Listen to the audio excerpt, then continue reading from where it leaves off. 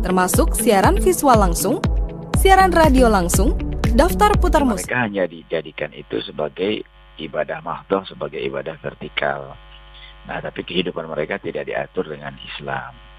Tidak diatur dengan wahyu ya, tidak diatur dengan Nasrani atau Yahudi.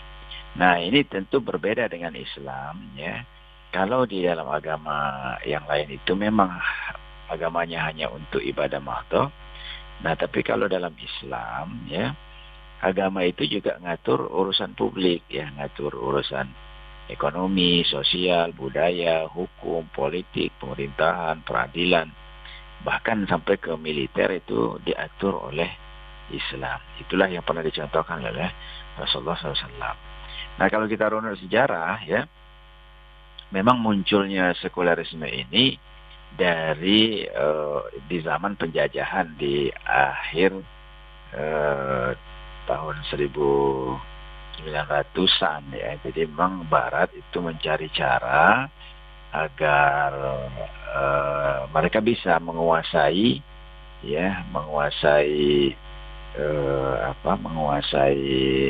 negeri-negeri Muslim yang memiliki rempah-rempah. Nah, caranya gimana? Dengan perang senjata. Ternyata mereka gagal dalam perang pemikiran. Inilah yang mereka berhasil, yaitu mereka memasukkan pemikiran sekulerisme. Nah, di dalam Islam tentu sekulerisme itu tidak boleh. Jadi kita harus menjadikan Islam kita itu seperti yang disebutkan Allah dalam Al-Baqarah 208, yaitu kita mesti Islamnya keseluruhan atau Islamnya kafah. Nah, Islam kafah itu artinya Islam ini mengatur masalah pribadi, masalah keluarga, masalah masyarakat, masalah negara, masalah ekonomi, politik, sosial, budaya, hukum, pemerintahan, peradilan, militer. Ini diatur semua oleh Islam. Nah, inilah kita harus menghindari, janganlah kita menjadi Muslim yang sekuler. Yang sekuler itu Allah sebutnya wala tattabi'u khutuwati syaitan. Jangan kamu ikuti langkah setan, karena itu akan menyebabkan kamu tergelincir, kata Allah. Ya, sekira itu sebagai pengantar ya. Baik Ustaz, terima kasih. Lanjut, silakan pendengar.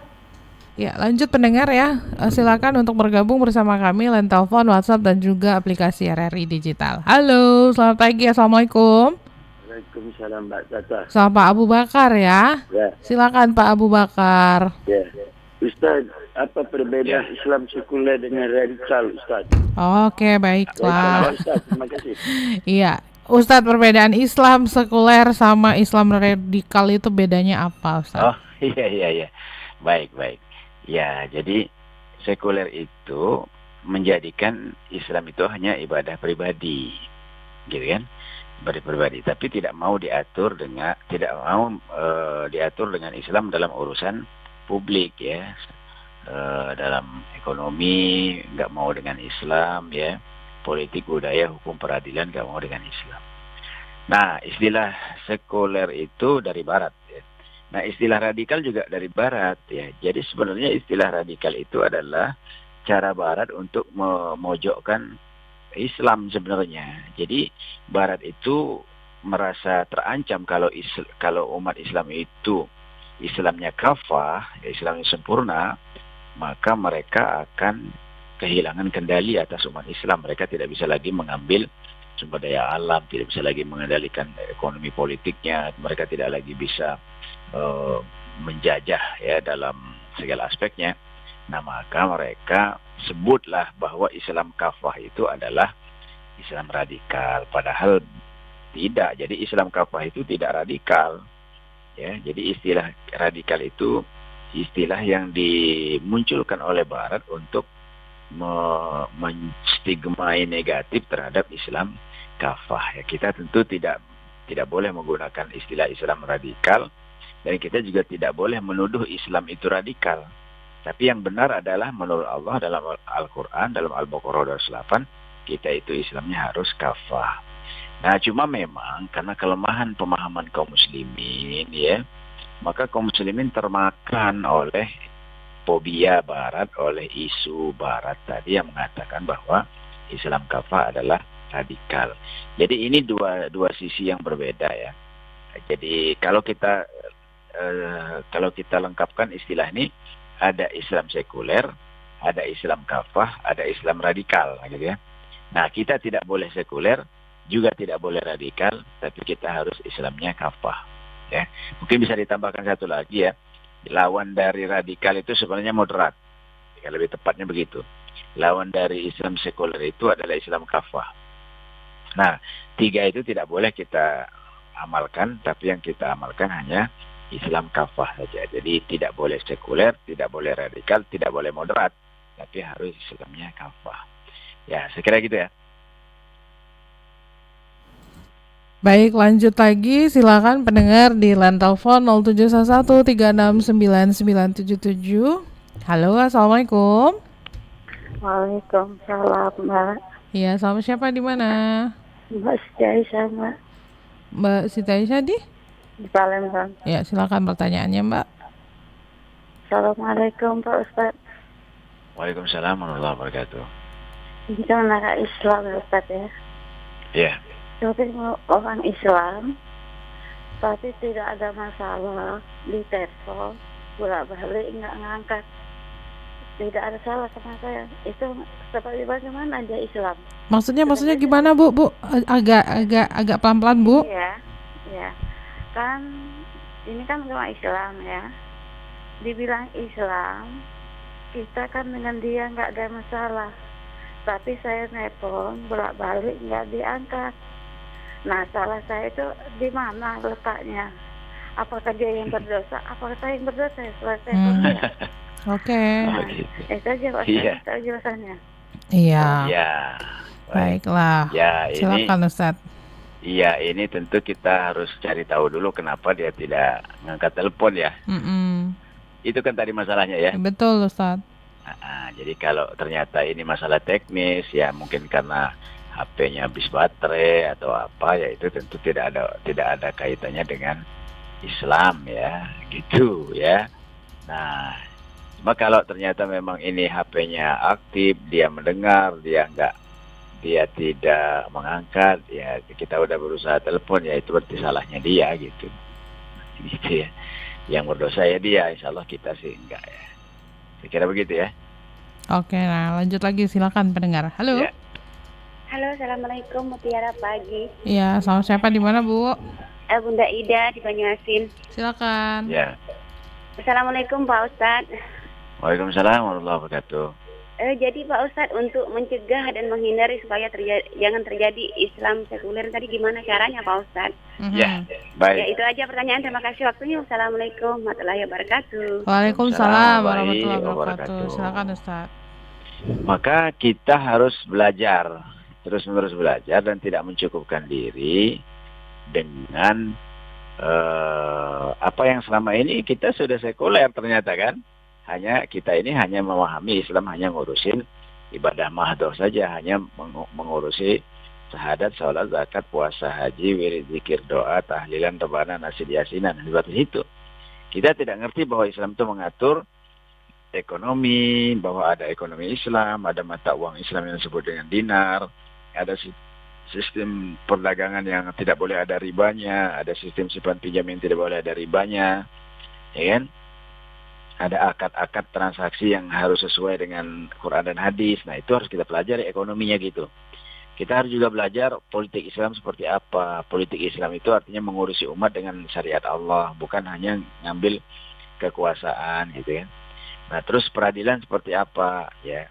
Jadi orang-orang itu berselisih itu harus diatur penyelesaiannya dengan Al-Quran, dengan hadis. Nah, itu jadi kita harus terus-menerus belajar. Jadi caranya agar kita terhindar dari menjadi sekuler itu kita harus belajar terus-menerus. Karena kalau sekuler itu Allah katakan itu adalah langkah setan. Ya, itu langkah setan. Dan Allah katakan begini, afatu'minuna biba'dil kitabi wa takfuruna biba'di. Apakah kamu mengambil sebagian dari Al-Quran, sebagian dari Al-Hadis ya, dan kamu menolak sebagian yang lainnya. Nah, ini Al-Baqarah 85 ya. Kalau kamu melakukan begitu, kata Allah, hizun fil hayati dunia, hina di dunia, wa yaumal qiyamati yurduna ila asyadil azab, di akhirat nanti kamu diazab dengan azab yang sangat pedih. Nah, jadi caranya agar tidak sekuler ya terus-menerus kita belajar ya. Baik, saya kira gitu ya. Baik, lanjut lagi pendengar, silakan. Halo, assalamualaikum. Waalaikumsalam warahmatullahi wabarakatuh. Sama Pak Kliwon ya. Yes, Silakan Pak. terima kasih Mbak. Assalamualaikum Ustaz. Waalaikumsalam warahmatullahi wabarakatuh. Karena saya ini awam Ustaz, tapi saya pribadi, skala kecil dulu pribadi dan keluarga, terutama pribadi. Ada nggak itu tanda-tanda atau alarm bahwa kita sudah terjebak ke Islam sekuler gitu Pak Ustaz? Itu yang pertama. Yang kedua Pak Ustaz, sebagai muslimah, itu apa rambu-rambunya Pak Ustaz untuk kita bisa tampil di umum itu agar syarat-syarat atau tanda-tandanya agar kita tidak terjebak ke hal-hal yang bertentangan dengan Islam Pak Ustaz. Oke. Terima kasih Pak Ustaz, Mbak Tata, Barakallah. Assalamualaikum warahmatullahi wabarakatuh. Waalaikumsalam. Silakan Ustaz. Warahmatullahi wabarakatuh. Yang pertama tanda bahwa kita sudah sekuler ya. Iya, kita udah terjebak di Islam sekuler itu. Ya, tandanya adalah kita tidak mau diatur dengan Quran dan hadis dalam urusan lain kecuali hanya urusan ibadah saja. Gitu. Jadi kalau misalnya kita menolak ekonomi Islam, menolak politik Islam, menolak peradilan Islam, ya, menolak militer Islam, ya. Nah itu sekuler berarti. Gitu. Kita bilang, jangan bawa agama, ini kan rapat kantor. Jangan bawa agama, ini kan urusan dunia. Nah itu tidak boleh. Itu berarti udah sekuler. Di dalam Islam, dunia dengan akhirat itu tidak dipisahkan. Gitu. Islam mengatur dunia agar selamat di akhirat. Tidak ada aturan yang hanya ngatur akhirat saja. Kalau hanya ngatur akhirat, nah itulah sekuler namanya. Atau hanya ngatur dunia saja, ya sekuler juga. Cuma ya nggak ada ya. Jadi memang harus dua-duanya. Ciri-cirinya kalau kita udah sekuler itu, kita hanya menjadikan agama ini urusan pribadi, urusan ibadah kepada Tuhan. Nah itu namanya sekuler ya. Yang kedua tadi tentang apa Mbak Tata? Bagaimana seorang muslimah itu kalau tampil di masyarakat atau di umum ya, di publik gitu Ustaz ya.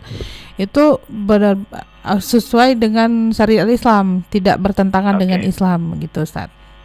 Baik, yang pertama tentu muslimah itu harus menutup aurat ya.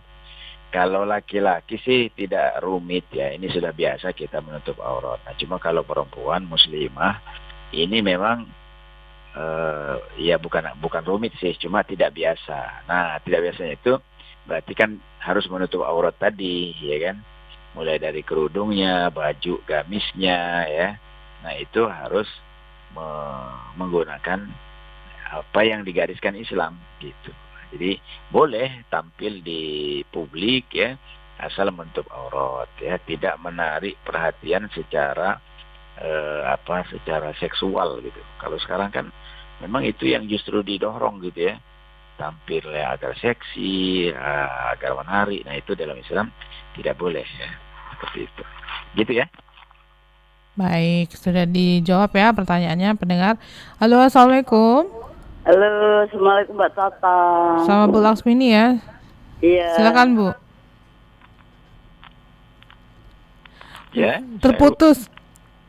Baiklah pendengar, silakan dicoba lagi di 0711369977. Halo. Assalamualaikum Mbak Tata. Waalaikumsalam. Sama Bapak siapa di mana? Pak Zakaria ya? Ya, Oke, silakan Pak. Ya, makasih. Assalamualaikum Pak Ustaz. Waalaikumsalam warahmatullahi wabarakatuh. Semoga selalu sehat Ustaz ya. Amin amin ya rabbal alamin. Mau tanya gini Ustaz, dalam kajian tuh ada pemahaman dalam Islam seperti golongan Khawarij dengan golongan Mu'tazilah Ustaz. Mohon penjelasannya dari mana itu asal dari golongan Khawarij itu. Ya. Terima kasih Ustaz. Assalamualaikum warahmatullahi wabarakatuh. Waalaikumsalam warahmatullahi wabarakatuh. Silakan Ustaz. Ya, jadi ini muncul pada masa kalau Khawarij itu ya pada masa Imam Ali ya. Jadi orang-orang yang menolak kepemimpinan Imam Ali dan keluar dari ketaatan kepada Imam Ali itu disebutnya Khawarij ya. Nah, cuma memang kemudian muncul juga di zaman lain gitu ya. Di beberapa waktu di masa Umayyah ya, di masa Abbasiyah itu ada kelompok-kelompok Khawarij itu ya. Nah, termasuk juga di akhir Utsmaniyah yang Khawarij itu kemudian berhasil menghancurkan khilafah Utsmaniyah dari dalam ya. Itu Khawarij ya. Nah, kalau Mu'tazilah itu munculnya di masa Abbasiyah ya, di tahun-tahun 1100-an Masehi ya, atau tahun 900 atau 800-an 400-an ya, 400-an Hijriyah. Jadi tahun 400-an Hijriyah atau di masa Abbasiyah atau tahun 1100-an Masehi. Nah, itu ketika kaum muslimin terpengaruh oleh filsafat, lalu ada yang kemudian mengambil kecenderungan kepada filsafat yang sifatnya fatalistik ya. Fatalistik itu menyerah pada keadaan ya. Nah, lalu seorang ulama ya, ya namanya Wasil bin Atok ya. Nah, dia memisahkan diri dari pengajian atau dari gurunya, yaitu Hasan Al-Basri, dan dia mengatakan i'tazala, saya memisahkan diri. Nah, itulah kemudian kelompok itu yang memisahkan diri itu disebut dengan Mu'tazilah ya. Jadi awalnya Mu'tazilah itu adalah yang sifatnya pemikiran ya. Nah, tapi kan kemudian berkembang dia menjadi kelompok yang besar ya. Nah, sekarang orang-orang yang dicap Mu'tazilah itu ya orang-orang yang cenderung tidak sama dengan kelompok mayoritas gitu. Nah, itu kadang-kadang disebutnya Mu'tazilah. Nah, itu mungkin tinjauan sejarahnya ya. Baik, sudah dijawab ya pertanyaannya. Lanjut lagi, silakan pendengar di 0711369977, bisa juga melalui WhatsApp di 082179279090 ya. Oke, saya bacakan dulu WhatsApp yang udah masuk. Oh, kita ke telepon lagi aja. Halo, Assalamualaikum. Assalamualaikum, Mbak. Waalaikumsalam. Sama siapa, di mana? Sama Ratna di Bali. Bu Ratna di Pali? Ya. Oke, silakan Bu Ratna. Ibu, ini mau nanya lain tapi temanya. Oke, boleh, silakan. Doa apa dia, Bu? Biar mudah dapat jodoh, Bu. Hah? Doa apa yang mudah dapat jodoh? Oh, doa mudah dapat jodoh. Ya. Oh, oke, baiklah. Terima kasih, Bu Ratna. Assalamualaikum. Waalaikumsalam warahmatullahi wabarakatuh. Ya, ini doa yang dicontohkan oleh Allah di dalam Al-Quran. Itu doanya Nabi Ibrahim ya. Rabbana hablana min azwajina wa zurriyatina qurrata a'yun waj'alna lil muttaqina imama ya. Ya Allah, berikanlah untuk kami pasangan ya, azwaj wa zurriyat, dan keturunan ya kan. Nah, itu contoh doa yang dicontohkan oleh Nabi Ibrahim ya. Yang azwaj wa zurriyat atau pasangan dan keturunan itu qurrata a'yun ya, yang menyejukkan mata. Nah ya, waj'alna lil muttaqina imama, dan jadikanlah kami pemimpin orang-orang bertakwa. Nah, itu doa yang dicontohkan di dalam Al-Quran ya. Boleh itu dirutinkan. Nah, didoakannya itu di jam 3 subuh ya. Di jam 3 sebelum subuh, di sepertiga malam di dalam sholat tahajud. Ya. Gitu. Baik, sudah dijawab ya pertanyaannya. Halo, Assalamualaikum. Halo, Assalamualaikum. Ya, waalaikumsalam warahmatullahi wabarakatuh. Sama siapa, di mana? Dengan Pak Edi di Palembang. Pak Edi, tolong volume radionya dikecilkan dulu ya. Iya. Berdenging di sini, Pak Edi. Iya.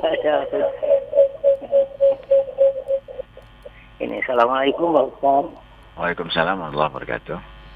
Ini Pak Ustaz ini. Yeah. Yang saya tanyakan ini, Pak Ustaz, ya, kita kan hari ini kan bulan apa?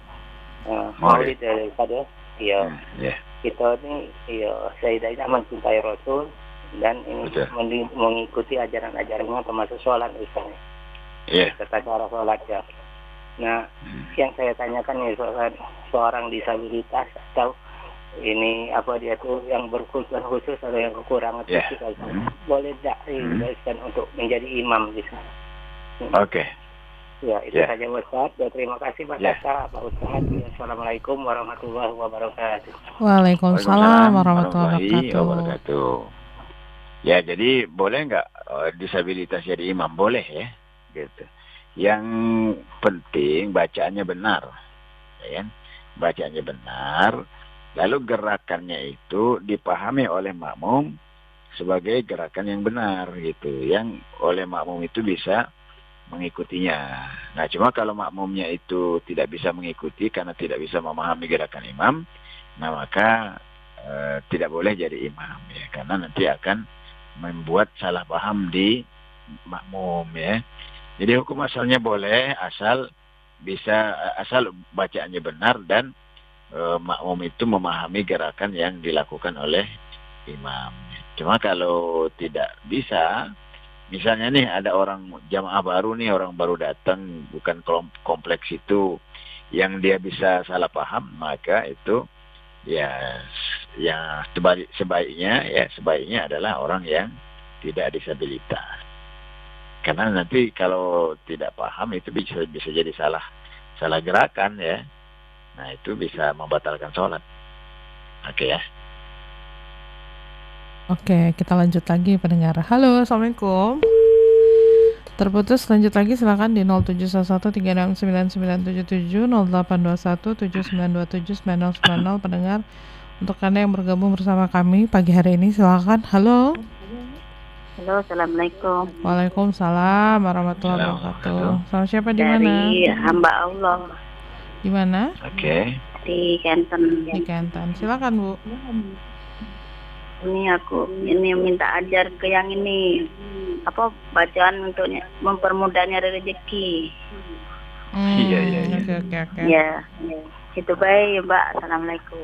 Waalaikumsalam warahmatullahi wabarakatuh. Silakan Ustaz. Ya, doa dari diajarkan Rasulullah itu, ya, ada beberapa doa ya, yang di dalam hadis itu disebutkan oleh Rasulullah, ya. Allahumma inni a'udzubika minal hammi wal hazani wa a'udzubika minal ajzi wal kasali wa a'udzubika min ghalabatid dain wa qahri rijal. Itu satu, ya.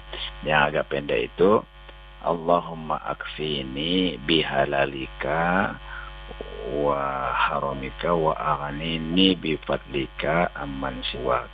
Ya Allahumma akfini bihalalika an haramika wa aghnini bifadlika amman siwak. Ya, saya ulang lagi ya. Ini yang pendek yang dari Rasulullah, ya. Allahumma akfini bihalalika an haramika wa aghnini bifadlika amman siwak, ya. Itu ya. Oke, baiklah. Lanjut silakan pendengar di line telepon 0711369977, 082179279090, atau Anda bisa bergabung via aplikasi RRI Digital dan media sosial. Halo. Assalamualaikum. Waalaikumsalam. Sama Bapak siapa di mana, Pak? Mbak Allah di Palembang. Silakan. Assalamualaikum Ustaz. Waalaikumsalam warahmatullahi. Arti radikalisme itu yang sebenarnya bagaimana kan? Apa memaksa? Arti dari apa, Pak? Radikal. Iya. Oke. Radikal. Apa memaksa kehendak? Apa bagaimana? Oke. Radikal. Ya. Baik. Nah, itu aja. Ya, jadi radikal ini bukan istilah Islam, itu istilah Barat, ya. Istilah yang dibuat oleh Barat untuk menghancurkan Islam. Jadi mereka menuduh Islam itu radikal gitu. Apa itu radikal? Secara letterlek, secara makna bahasa, aslinya radikal itu tidak jelek, ya. Radikal itu artinya radik, dari kata radik dalam bahasa Inggris, dalam bahasa Latin, artinya mengakar. Nah, Islam yang menginginkan Islam sempurna oleh orang Barat dituduhnya Islam radikal. gitu, yang menggunakan kekerasan untuk mencapai tujuan, yang memaksakan kehendak untuk mencapai tujuan, gitu. Nah, Islam itu tidak radikal karena Rasulullah mengajarkan ya, mencapai tujuan tidak boleh dengan kekerasan, gitu. Tidak boleh dengan kekerasan, tidak boleh pemaksaan. Nah, kalau omongan agak kenceng, itu tidak radikal ya. Apalagi orang Sumatera kan biasa ya, orang Timur biasa ya. Orang kita di Sumsel ini ngomongnya keras-keras semua. Itu tidak bisa disebut radikal gitu. Jadi volume suara yang kencang itu tidak radikal ya. Islam sendiri tidak radikal. Itu adalah tuduhan dari Barat. Nah, orang Barat mendefinisikan radikal itu adalah orang yang menginginkan Islam itu mengatur segala aspek gitu, mengatur segala aspek kehidupan. Itu tuduhan mereka. Itu bertentangan dengan kehendak mereka gitu ya. Yang mereka itu kalau Islam ini sudah sempurna dilaksanakan di seluruh aspek, maka Barat kehilangan kontrol, kehilangan dominasi terhadap kaum muslimin. Jadi harus kita pahami bahwa radikal itu istilah Barat yang diciptakan untuk menghancurkan Islam, melemahkan Islam, menakut-nakuti umat. Nah, jadi kita harus katakan istilah radikal bukan istilah Islam. Selama kita tidak memahami bahwa itu adalah istilah yang diciptakan Barat, maka kita akan masuk ke dalam jebakan Barat ya. Nah, Allah menginginkan kita ini Islamnya kafah, bukan radikal ya, Islam kafah. Nah, Islam kafah itu Islamnya sempurna. Dan cara mencapai tujuan Islam kafah itu tidak dengan radikal kekerasan, tidak dengan pemaksaan, tapi dengan kesadaran. Ya.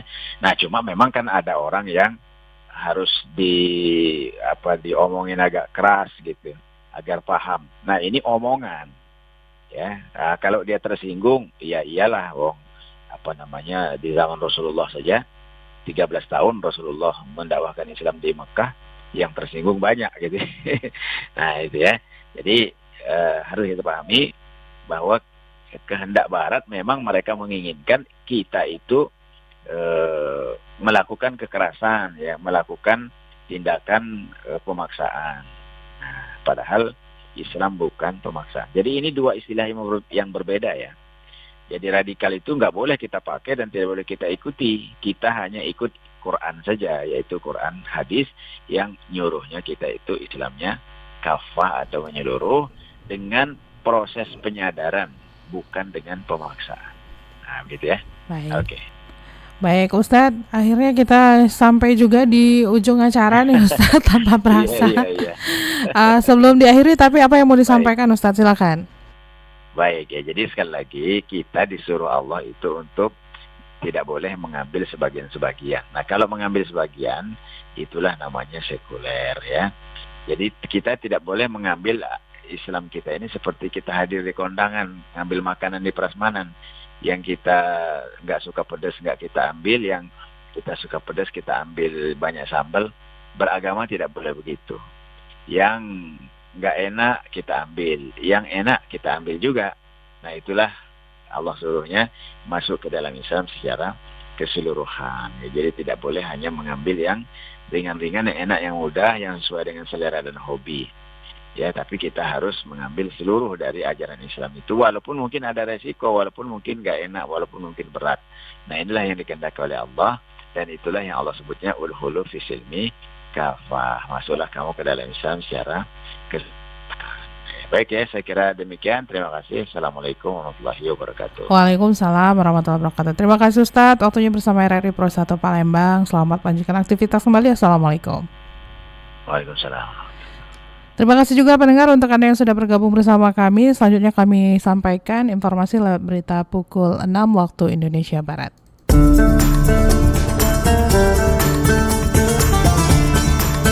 Baru saja Anda ikuti Mutiara Pagi. Terima kasih untuk kebersamaan Anda. Sampai jumpa.